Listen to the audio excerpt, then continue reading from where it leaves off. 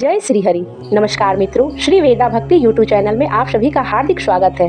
ज्येष्ठ मास महात्म्य कथा अध्याय 19वां निर्जला एकादशी व्रत वर्णन। व्यास जी बोले कि हे भीमसेन, उस पुनर्वासियों के ऐसे वचन सुनकर राजा पुलिंद को क्रोध के वशीभूत होकर बड़े गर्व के साथ ऐसे वचन बोला। एक ग्रामवासी, यह एकादशी कौन है? इस दिन किसका व्रत किया जाता है? अरे मूढ़, निष्फल बात क्यों बनाता है? तू अपने घर में कुशलता से चला जा, नहीं तो मेरे ये परम दारुण दूत तुझको मारेंगे। तत्पश्चात वे सब सैनिक नगर में घुस गए और बड़े बड़े महात्मा और साहूकारों के घर के दरवाजे तोड़कर घरों का अन्न और धन कोष धीरे धीरे ले जाने लगे। बड़े बड़े धन वालों के घरों के फाटक तोड़कर अच्छे अच्छे धन को ले गए और समस्त नगर के घर भयानक सैनिकों से भर गया। उस दिन पूर्ववासियों को कंद मूल फल आदि कुछ भी नहीं मिल सका और समस्त पूर्ववासी का निर्जला एकादशी का व्रत हो गया। सूर्य नारायण अस्त हो गए और नगर के बालकों तक को जल भी नहीं मिला और नगर में बड़ा हाहाकार होने लगा।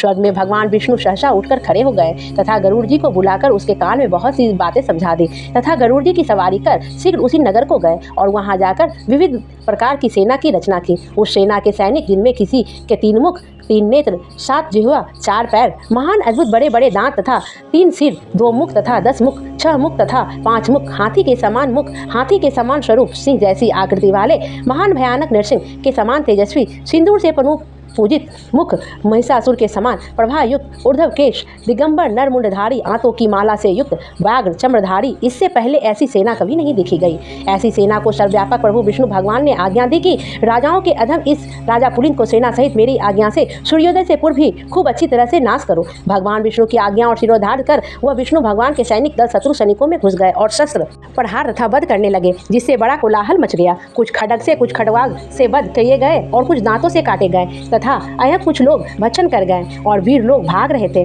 उनको पैरों से पकड़कर नीचे गिरा दिया गया। इस प्रकार पैदल सेना के बहुत से वीर मार दिए गए और बहुत से खा लिए गए। रथी, घुड़सवार, घोड़ा आदि अत्यंत दांतों से चूर्ण कर दिए गए। शिविर में आग लगाकर भस्म कर दिया गया और उनका बड़ा प्रकाश हुआ। उस प्रकाश को देखकर सबको बड़ा विस्मय हुआ और कहने लगे कि तुम लोग कौन हो और कहाँ से आए हो? हम लोगों ने ऐसे वीरों को कहीं नहीं देखा, कभी भी नहीं देखा। अतः उनको मनुष्य न समझकर सब सैनिक भागने लगे। सैनिकों को भागता देखकर विष्णु सैनिकों ने उसका पीछा कर मार डाला। इस प्रकार पुलिंद के सब सैनिकों को मार डाला। इसके पश्चात विष्णु गणों के साथ युद्ध करने के लिए स्वयं राजा पुलिंद गया और शस्त्र रथ से दारुण प्रहार से आधा प्रहर युद्ध किया। जब उनके साथ युद्ध करने में किसी प्रकार से भी समर्थ न हुआ, तब मन में विचार करने लगा कि हम यहाँ भी से भाग जाएं, अन्यथा यहाँ पर सब नष्ट हो जाएगा। ऐसा विचार करके राजा पुलिंद ने मेघास्त्र छोड़ा, जिसके द्वारा वहाँ घोर अंधकार हो गया और मेघ जल बरसाने लगे तथा बड़े प्रचंड वेग से पवन चलने लगा। इससे विष्णुगण सब मुग्ध हो गए और जो जहाँ पर था वहीं सब काम छोड़कर बैठ गए। ऐसा समय देखकर राजा पुलिंद घोड़े पर सवार होकर सहसा वहाँ से चल दिया।